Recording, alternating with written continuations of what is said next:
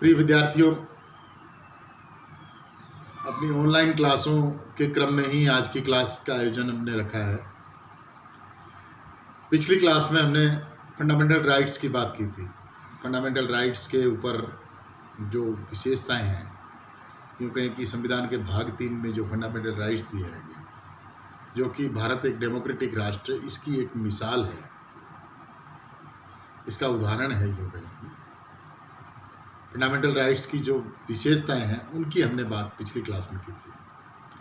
आज हम उन तथ्यों पर विचार करेंगे, उन बातों पर विचार करेंगे जो कि फंडामेंटल राइट्स के बारे में अपने को बताएगी।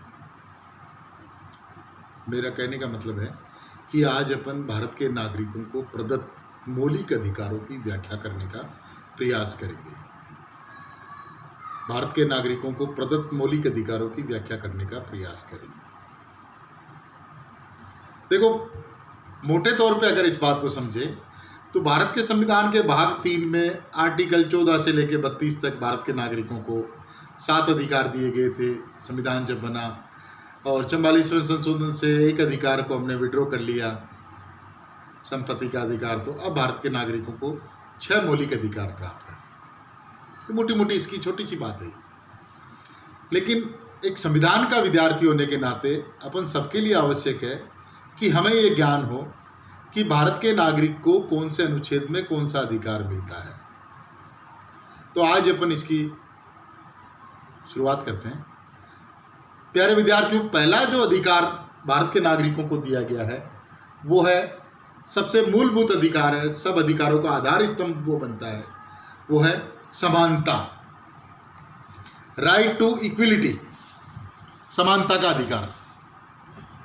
विद्यार्थियों, इस अधिकार की व्यवस्था भारत के संविधान के भाग 3 के आर्टिकल 14 से लेके 18 तक, यानी कि 14, 15, 16, 17, 18, 5 आर्टिकल में इस अधिकार के बारे में बताया गया है। आर्टिकल 14, 15, 16, 17 और 18, मतलब कि भारत के नागरिकों की समानता को 5 प्रकार से डिफाइन किया गया है। भारत के नागरिकों को 5 प्रकार की समानता कानूनन दी गई है। अब अपन जरा विचार करते हैं कौन कौन सी वो समानताएं हैं। पहली जो समानता दी गई है भारत के नागरिक को, वो है कानून के समक्ष समानता। आर्टिकल 14 संविधान का अनुच्छेद 14 ये व्यवस्था करता है कि भारत राष्ट्र में निवास करने वाले तमाम लोग कानून के समक्ष समान होंगे। कोई बड़ा नहीं होगा, कोई छोटा नहीं होगा। बड़े से बड़े अमीर के लिए भी वही कानून है, तो छोटे से छोटे गरीब के लिए वही कानून है।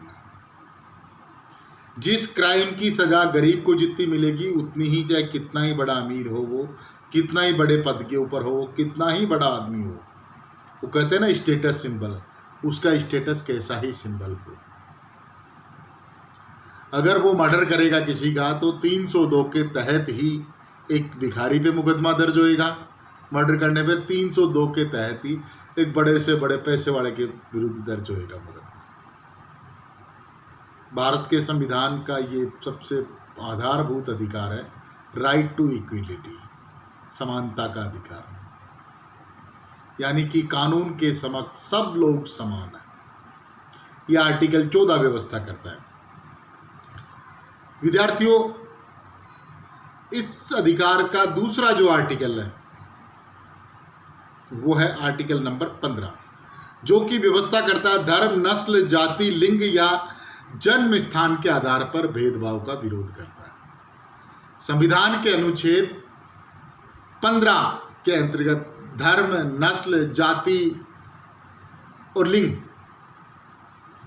मतलब कि आप किसी के आधार पर, किसी व्यक्ति के साथ धर्म के आधार पर भेदभाव नहीं कर सकते, उसकी जाति के आधार पर भेदभाव नहीं कर सकते, क्षेत्र के आधार पर भेदभाव नहीं कर सकते, लिंग के आधार पर भेदभाव नहीं कर सकते कि ये काम महिलाएं करेगी, ये पुरुष करेंगे, या ये काम सिर्फ पुरुष ही करेंगे, महिलाएं नहीं करेगी। ऐसा नहीं कर सकते ना, ये कानूनन गलत है।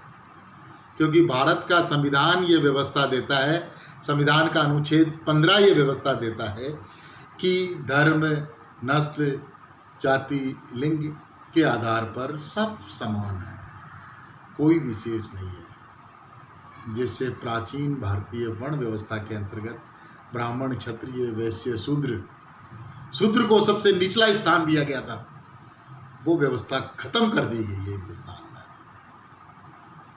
आज अगर कोई ब्राह्मण ये दावा करे कि मैं श्रेष्ठ हूं, वो गलत है, गलत है। क्योंकि भारत के संविधान ने इन चीजों को खत्म कर दिया है। धर्म, जाति, लिंग, भाषा, क्षेत्र के आधार पे कोई छोटा बड़ा नहीं है, सब समान है। ये आर्टिकल 15 इस चीज की व्यवस्था करता है। प्यारे विद्यार्थियों, इसी का आर्टिकल नंबर 16 जो है वो ये व्यवस्था करता है कि राज्य के अधीन नौकरियां जो मिलती है, राज्य के अधीन जो सेवाएं जो मिलती है, उनमें समान अवसर होंगे, सबको समान अवसर देकर। यहाँ आगे चल के मैं आपको बताऊंगा, वो थोड़ा सा पहले आपको हिंट दे देता हूँ। कुछ मतलब विशेष उपबंध राज्य को अधिकार दिए गए हैं कि कुछ अगर वो चाहे, उसको ऐसा महसूस हो कि अमुक जातियों के लिए विशेष उपबंध करने की व्यवस्था है, महिलाओं के लिए विशेष प्रावधान करने की व्यवस्था है, क्योंकि जो ये समाज का पिछड़ा हुआ तबका है, जैसे दलित है, ओबीसी है, SC ST माइनॉरिटी जो ओबीसी है, इनके लिए विशेष प्रावधान राज्य कर सकता है।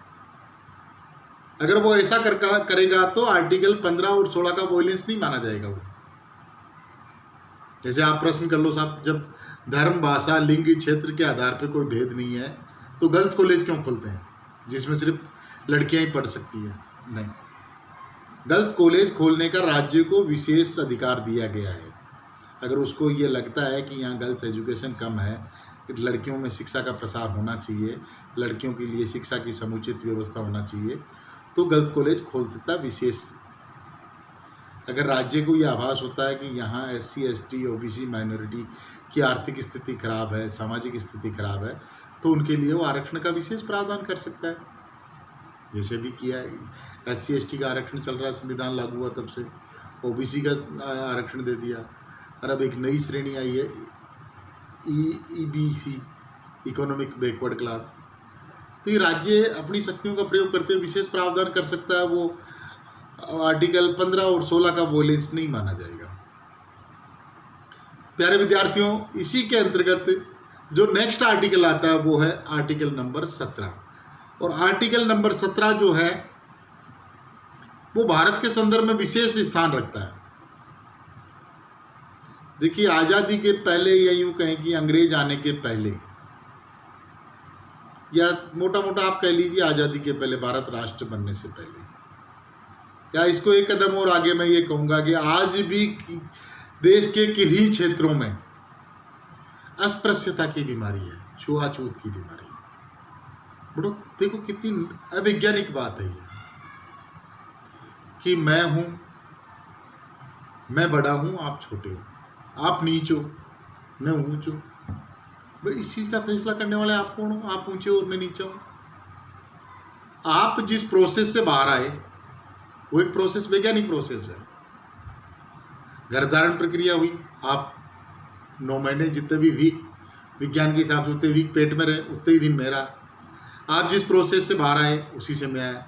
आप बड़े हुए, मैं भी बड़ा हुआ, तो आप ऊंचे और मैं नीचा, ये कैसे कैसे अवैज्ञानिक बात करते हो आप? तो इस तरीके से मतलब ये बीमारी जो थी भारत में बहुत व्यापक रूप से थी, और मैं पूरे विश्वास के साथ कहता हूँ कि इस बीमारी को एक सीमा तक भारत के संविधान के आर्टिकल 17 ने ख़त्म कर दिया। लेकिन समाज के दूरस्थ इलाकों में अभी भी कहीं कहीं ये दिख जाती है। जब अपन रूरल एरियाज में जाते थे, दर्शन हो जाते हैं इसके, और बड़ा अजीब लगता है उस वक्त कि आप देखो 73 ईयर्स अपने कॉन्स्टिट्यूशन को अडॉप्ट किए हुए, आज भी ये चीज़ है, और ये सच्चाई है, इससे इग्नोर नहीं कर सकते। तो आर्टिकल 17 की अपन बात करते हैं। आर्टिकल 17 भारत के अंतर्गत छुआछूत की प्रथा का हमेशा के लिए अंत करता है। किसी के साथ छुआछूत करना, अनटचेबिलिटी करना कानूनन अपराध है। अगर कार्यस्थल पे यह होता है तो वो डबल अपराध है।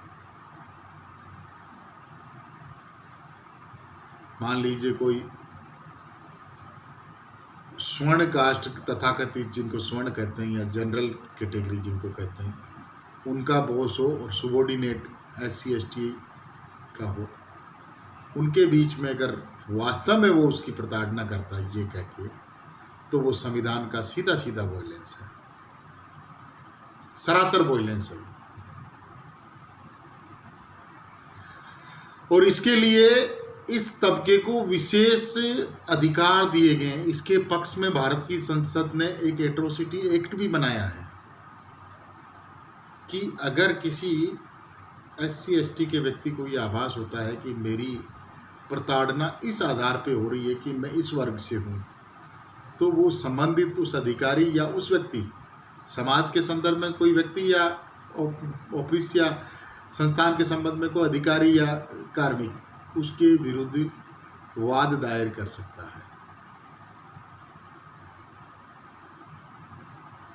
एक बहुत बड़ा कॉन्सेप्ट है हिंदुस्तान के अंतर्गत, और इस कॉन्सेप्ट से ही ये मानिए आप कि हिंदुस्तान के सरकारी कार्यालयों में सामंजस्यता की स्थापना हुई है, भारत के समाज में सामंजस्यता की स्थापना हुई है।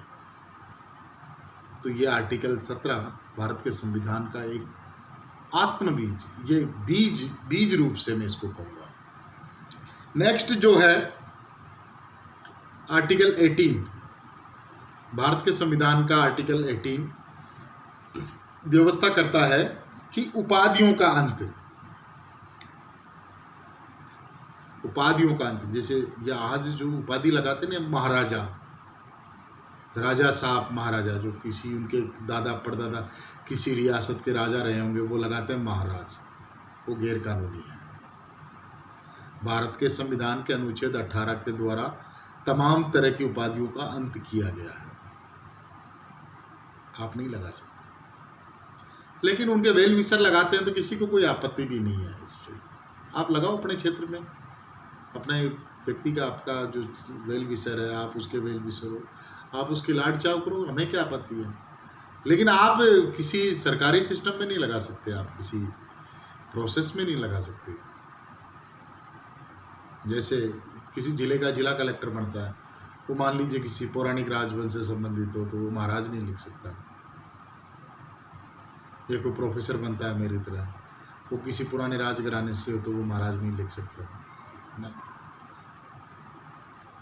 वो उसको अपने नाम में ही सम्मिलित कर सकता है। जैसे मेरा नाम महेश कुमार रचयिता है, तो मैं महेश महाराज लिख लूँ, इससे किसी को क्या आपत्ति है।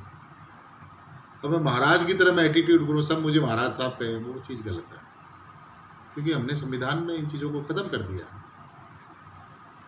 तो प्यारे विद्यार्थियों, आज की क्लास में हमने राइट टू इक्वलिटी की बात की है, समानता का अधिकार, आर्टिकल 14 to 18, कानून के समक्ष समानता, धर्म, क्षेत्र, भाषा, लिंग के आधार पर समानता, राज्य के अधीन नौकरियों में समानता, अस्पृश्यता का अंत और उपाधियों का अंत। 5 आर्टिकल, 5 अधिकार। तो आज की क्लास इतनी। Thank you very much. Okay.